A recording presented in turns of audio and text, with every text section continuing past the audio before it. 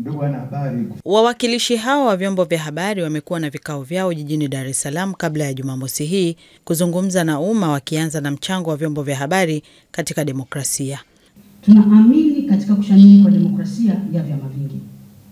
Ni dhahiri kuwa vyombo vyetu vimetoa mchango mkubwa katika kuijenga na kuishamirisha demokrasia ya vyama vingi kwa miongo zaidi ya 3 sasa. Tuliripoti na hata kuandika tahariri pale vyama vya siasa viliposuguana, hasa nyakati za uchaguzi, na kusababisha vurugu kama ilivyowahi kutokea Zanzibar mwaka 2001 baada ya uchaguzi mkuu.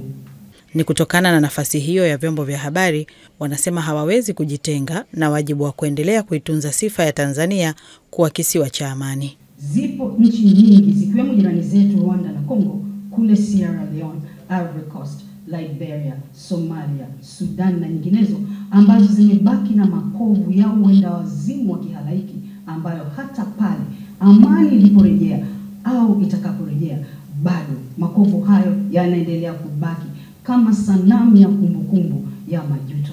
Hivyo basi, wa Tanzania kwa umoja wetu tukatae kuhudhuria karamu ya uchochezi wenye lengo la kutushawishi kulewa uenda wazimu wa kihalaiki ambao unaweza kulisambaratisha taifa letu kama ilivyotokea kwa mataifa mengine.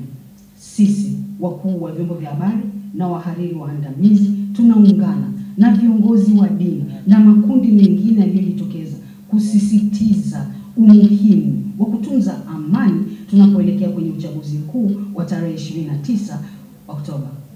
Tamko hilo lina vipengele 11 vilivyogusa maeneo mbalimbali, ikiwemo masuala ya demokrasia na nafasi ya vyombo vya habari kuripoti siasa na uchaguzi. Sheila Mkumba, Azam News, Dar es Salaam.